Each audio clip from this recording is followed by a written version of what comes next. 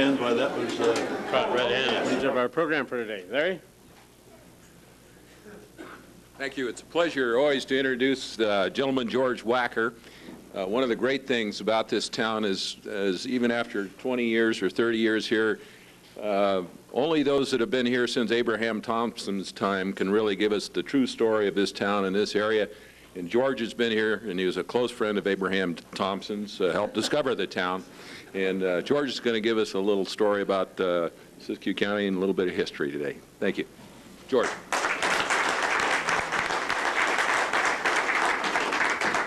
well, thank you, Larry, for those kind words. I don't deserve them, but I got arthritis. I don't deserve that either.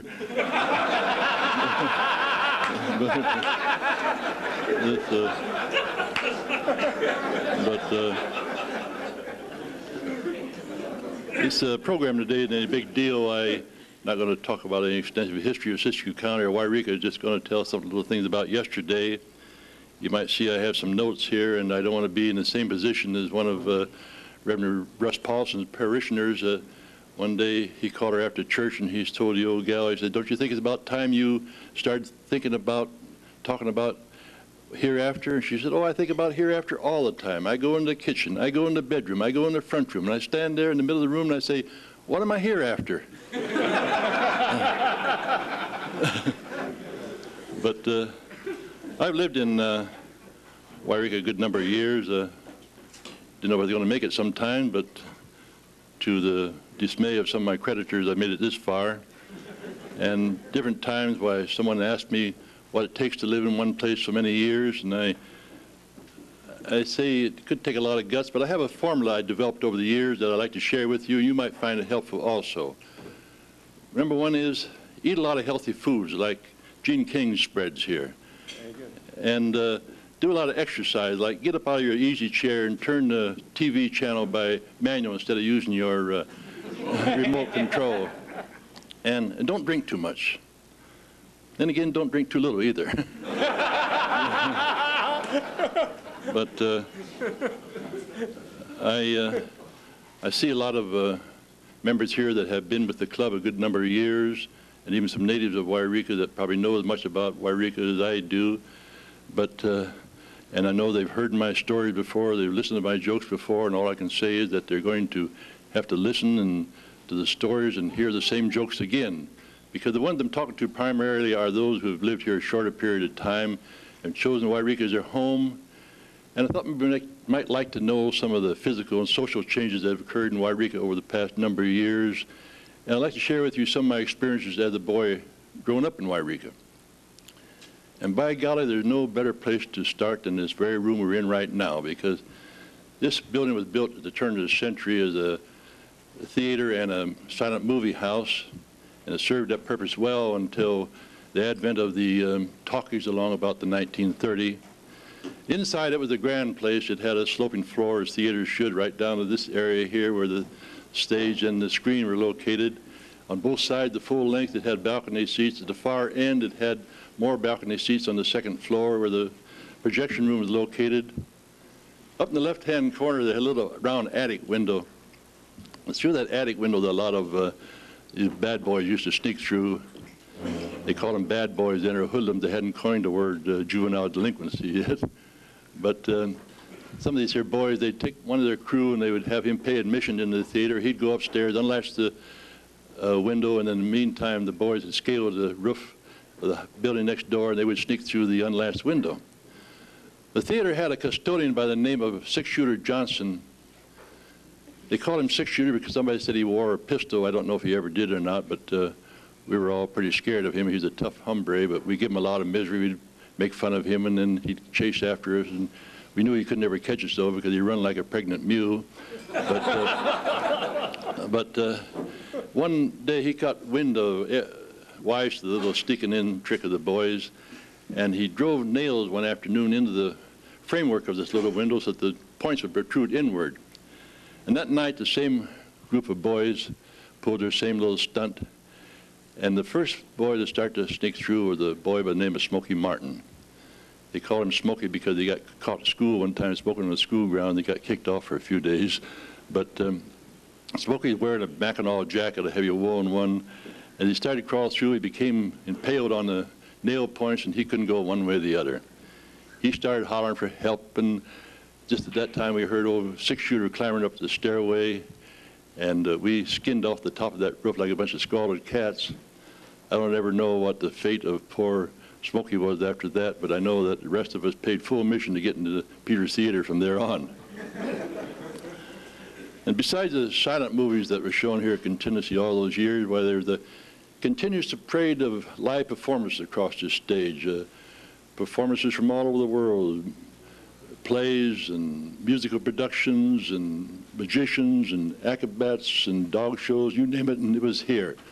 And someone would make Bob Marshall's Yreka Community Theater productions look like amateur night. And I don't know, it's not true, I'm sure, but I like to think it's true. And I know one time there were several believers that came to this here theater before it was remodeled and sat here all night to try to verify the story. But the story is that these walls are haunted with the ghost of old silent movie stars like Tom Mix and Charlie Chaplin and Mary Pickford and Lillian Gish. And I know, I kind of like to think that they are true. But we go out of this building and we're on Minor Street. And Minor Street is just that, it's Minor Street. It's a street that miners traveled on to come into town from their diggings on Yreka Flat. And I look around town and I see so many things that have changed since I was a boy. Entire sections of town are entirely different, all except Minor Street. The storefronts of Minor Street, except for a few feeble attempts to modernize, are the same as they were at the turn of the century. And the skyline of Minor Street is the same as it was 90 years ago, and I'm happy to see that the Yreka Historical Preservation Society has chosen to preserve their historical look. But Minor Street, it was the economical and the social hub of the town. Everything that took for a town to function was on Minor Street. Every business was on Minor Street. The hotels, the banks, the grocery stores, the saloons, the clothing stores, the meat markets, the libraries, the barber shops, everything was on Minor Street. Think about the barber shop there, the barber a few doors down here. I think the same space that the Palace Barber Shop is today. You're doing a nice business, and one morning a stranger opened the door about 10 o'clock and asked how long before he'd be able to get to him, and the barber said, "There's 4 ahead of you, it'd be a couple hours," and the man closed the door and walked on down the street. Next morning, the same time, the same fellow opened the door, asked the barber how long before he'd be able to get to him. And the barber said it'd be about 2 hours. The stranger thanked him, shut the door, and walked on down the street. Third morning, the same thing. By guys, this time the barber, he said to the shoeshine boy, he said, "Something fishy here." He says, "Next time that fellow comes in, if he does, well, you follow him." Sure enough, next morning, same time, same fellow opened the door about 10 o'clock, asked the barber how long to be able to get to him, and the barber said it'd be an hour and a half, 2 hours. The stranger thanked him and walked on down the street. But this time, the shoeshine boy zipped out after him. Short time later, the shoeshine boy come back. He went right to his shoeshine stand. He started shining the shoe, and the barber said, "Where'd he go?" And the shoeshine boy pretended like he didn't hear him. He kept shining the shoe, and the barber came over and he pulled his ear, and he said, "Where'd he go?" And the shoeshine boy said, "He went to your house."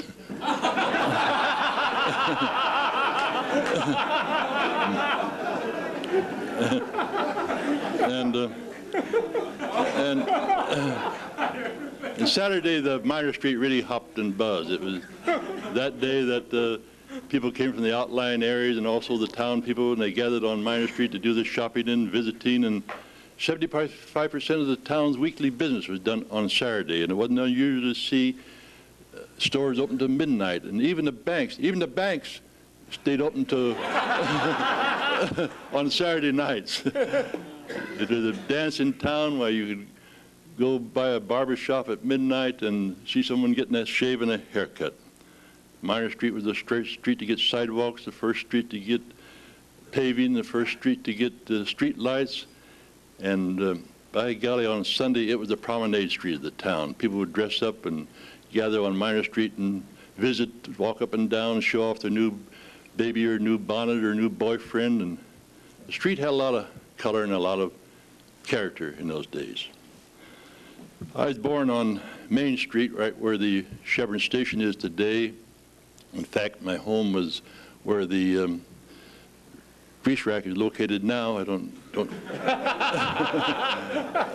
I guess somebody could make something of that.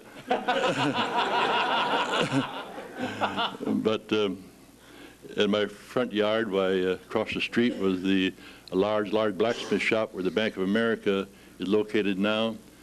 It's kind of amusing. I go into Bank of America and I stand there and I look over to where John Dryson sits there, his immaculate clothes, his neatly combed hair, and right at that same spot used to be the old blacksmith. I can see him yet hammering away on a red-hot horseshoe. And across the street where Sears store is, and Broadway Theater, and Lake's Jewelry and Dress Shop, with a large livery stable, and Krell's took up the whole block there. Of course, my backyard was Yreka Creek, which was a play area of ours, and then on the other side of that was Chinatown. Chinatown was quite a settlement in those days, quite a few houses there, had 2 Chinese stores, the Josh House. And this is sad. Today there is not one evidence of a Chinatown ever existed there. When Interstate 5 came through about 18 years ago, they obliterated all trace of a Chinatown. That is very, very sad. And of course, on the other side of Chinatown is Yreka Railroad, which is quite a play area of ours. I'm going to confess to a crime now that I committed a number of years ago, I'm sure. Committed so many years ago that statute of limitations will prevail. Is that right? No? But one balmy Sunday evening, a lot of daylight left, 2 of my friends, one was Tub Smith, and the other one was Stinky Rogers. Tub, we called him Tub because he was so fat. Oh, he was fat. And Tub was short for Tub of Lard. And Stinky, I used to call him Stinky because he never changed his socks. It didn't seem like he got a little smelly at times. But Tubby and Stinky and I, we borrowed the section car of the Yreka Railroad. The section car at that time was just 4 wheels with a platform on it, and you pulled it like a boat. And we thought we'd take a leisure run to Montague. We thought we'd only take a half hour, and be back, and a lot of daylight left. And we didn't understand what a brute of a thing that section car was. We finally struggled and finally got it over the hill down to where the lumber yards are today, and we couldn't get any further. So we left it there and walked back to town. I don't know if they ever got it back or not, have they? Haven't seen it. But Main Street then served the same purposes today that it did then. A means to get in and out of town. I don't remember much traffic in those days, no tourists. If anybody went any distance while they traveled by train to go to San Francisco, you took the Blue Goose to Montague, or had someone drive you to Montague and let you off. And along about 8 o'clock at night, while the Southern Pacific Pullman train to come through, you'd board it, and get a Pullman berth, and about 14 hours later, you'd arrive in San Francisco about the same time the Blue Goose got back from Montague.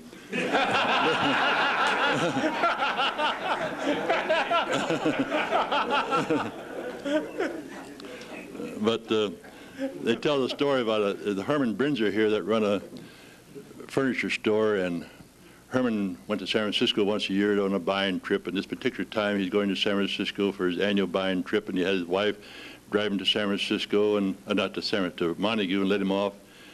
When she let him off, she made him promise that when he arrived in San Francisco, he would send her a telegram to let her know he'd arrived safely. You communicated any distance those days, you communicated by telegram. It's quite experienced to use the telephone outside the city limits. So Herman, when the train arrived, he boarded the train, and there's only one berth left, and he got the berth, and just at the same time, the little old lady was vying for a Pullman berth too. And he felt sorry for her, and being the gentleman he was, Herman surrendered the berth to the little old lady, and he sat up in the smoking car all night, and about 14 hours later, he arrived in San Francisco, and as he promised, he sent his wife a telegram. And when she read the telegram, she screamed. You could hear her all over town, because it said, "Arrived safely, dead tired, up all night, gave birth to little old lady."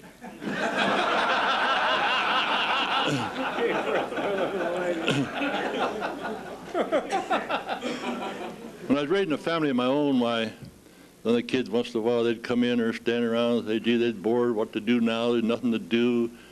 And I'd have to remind them that at their age why we didn't have any radio or any TV or any paid recreation director, but I don't ever remember of having a bored moment or nothing to do. We always had the creek to play in, the hills to roam in, and bird nest to rob and wildflowers to gather. There's always the woodpile and the library. We could go to the library and visit other worlds. There's a library we go to, and in an hour we could read a book that we'd remember for a lifetime. We're always making things out of a piece of string and a stick and a tin can, the same things you see lying today on shelves at Payless, made of plastic, costing $12, $15 and not as suitable or durable as ours. And if we then still lack for anything to do, we could always go out to the big gardens surrounding the town and steal watermelons or push over outhouses. But, and it's a wonder that we stayed as healthy as we did at then, of course, the conditions we had to live, because the refrigeration was generally just a screen cabinet with a wet gunny sack thrown over it, and milk was purchased from anybody that had a cow and produced under conditions you wouldn't imagine. And gosh sakes, but I think that we just developed immunity against all the bugs and germs and bacteria and microbes that we were exposed to. Doctors, they attended to all the serious illnesses, and they set bones and delivered babies, but most everyday ailments were administered to by the mother and grandmother. And of course, castor oil was the miracle drug of the day, and all medicines that otherwise came from a well-stocked kitchen. I know in the spring we got sassafras tea to thin our blood, and in the fall we got sulfur molasses to thick our blood, and then in between times you get a swat in the rear to keep the blood circulating. And something you have today we didn't have in those times was yard sales. We didn't have anything we didn't need. We used everything we had. You visit 12, 15 yard sales on a Saturday morning now, and what do you see? You just see racks and racks of used clothes. I tell you, the country's knee-deep in used clothing. That's the way we used to clothe our family, is with used clothes. And it wasn't any shame to wear hand-me-downs. It was quite a problem with somebody that had 6 or 7 in the family. The youngest one always got some pretty tattered stuff, but they survived. I know in my family it was kind of a problem because the 5 of us, I was the youngest, and one of the 2 oldest of me in age were girls, so kind of embarrassing at times. But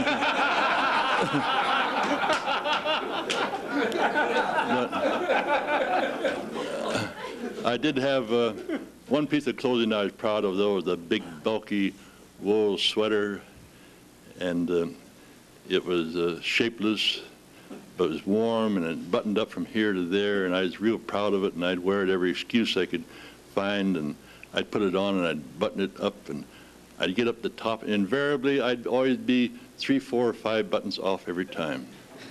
My mother, she would look at me and smile, and she'd unbutton it and start to button it. She'd say, "Remember, son?" She always called me son because I was so bright.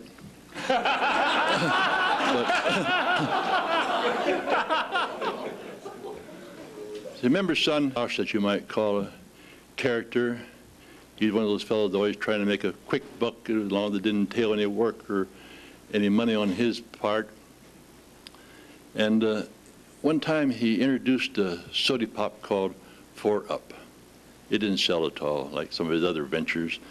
Well, a short time later, he borrowed some more money from friends, and he introduced another soda pop called 5-Up. It didn't sell either. And by golly, undaunted, a little later he borrowed more money, and he manufactured another drink called 6-Up. It failed also. And poor old Uncle Josh, he died never knowing how close he'd come to success.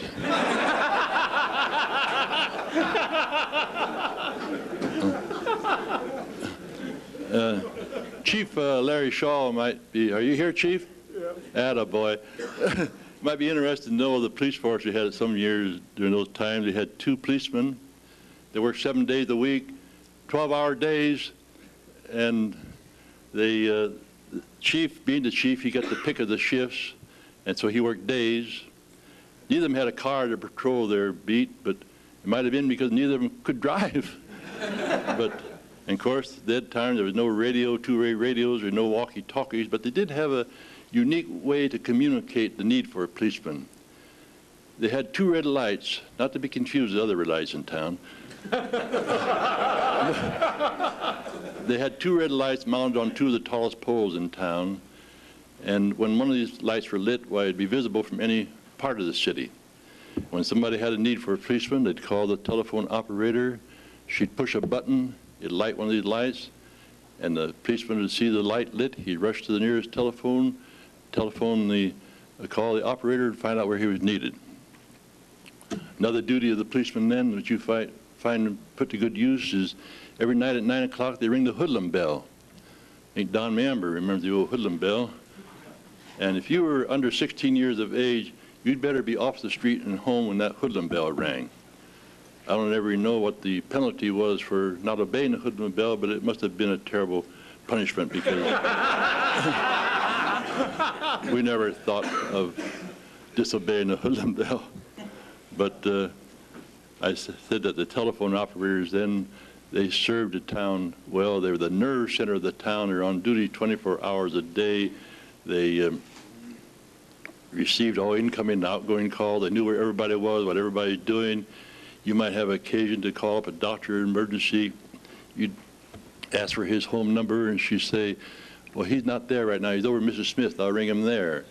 Again, you might call up and tell the operator, doggone, I forgot Mrs. Jones' phone number. You ring her? Sure, so she'll ring her. Why are you going hunting? Or you had some reason to get up at 3 or 4 o'clock in the morning. You'd call the operator, leave a call to call you at 3 or 4 o'clock in the morning. They really give a service to the town. But heaven to Betsy, here it is. Time's up, and I'm going to have to leave you stranded in the middle of town. I'm sorry. Didn't tell you much about it, but I'm interested in local history. It's one of my hobbies. I enjoy talking to you about it and reading about it and writing about it. I'm also intensely interested in the future of Yreka and everything else as a whole. And I know that past is an interesting place to visit. The past is a wonderful place to visit, but I wouldn't want to live there. So thank you for listening to me.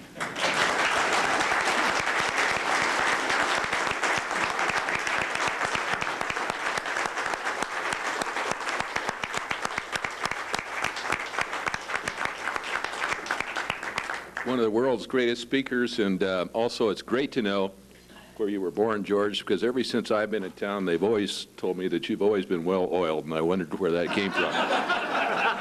Thank you again, George. If there's nothing else, the meeting is adjourned.